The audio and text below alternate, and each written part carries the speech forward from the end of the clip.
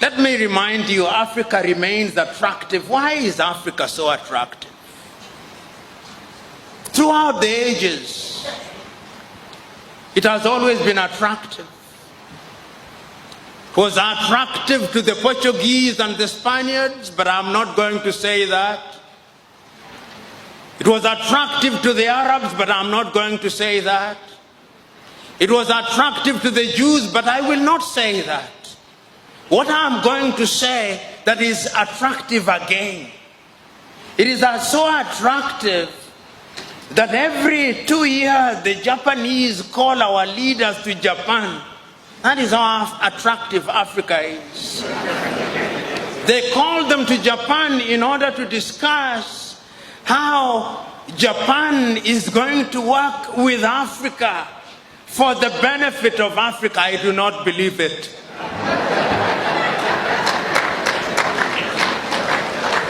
It must be for the benefit of Japan. It is so attractive that the Chinese leaders call Africans to Beijing every year. The 54 of them, they call them to Beijing.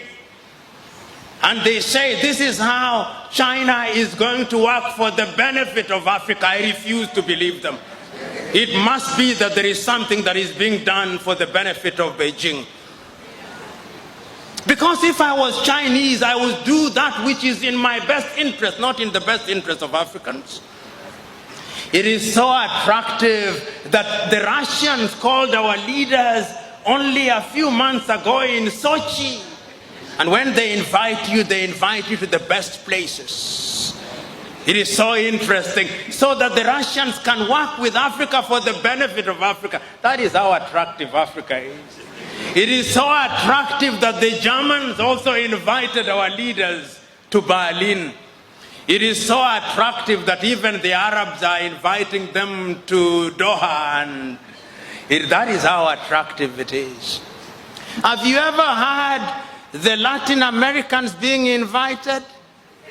No, I did not hear. Have you ever heard the Arabs being invited? No. It is only Africans who are invited. That is how attractive Africa is. Is it a bad thing? Depending on what you think. We can use it to our own advantage, or we can allow them to use it to their advantage. You know, when I look at Africa and I look at her in the continent, in the context of how attractive she is, another word comes to my mind called globalization. When we talk about globalization, you talk about globalization as if it were a new word. It is not. Africans were once globalized as a commodity in the slave market. We were sold everywhere in the world. That was globalization. That was globalization. Then we were globalized again through colonization. Then we were globalized again through neo-colonization. Now we are being globalized in the context of opening our markets. It is Mwalimu Julius Kambarage Nyerere who in one of his many enlightened moments said, when I hear the Europeans saying that we should open our markets in the name of globalization and they say that the rules are the same, I laugh, Mwalimu said. And he said, it is like a boxing match. The rules are the same. But you don't put a heavyweight boxer and a lightweight boxer and say the rules are the same. It is murder.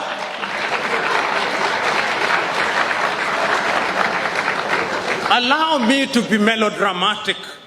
You imagine the United States of America with a GDP of anything between 14 trillion and 15 trillion is now entering into a bilateral arrangement with Lesotho, whose GDP is 2 billion.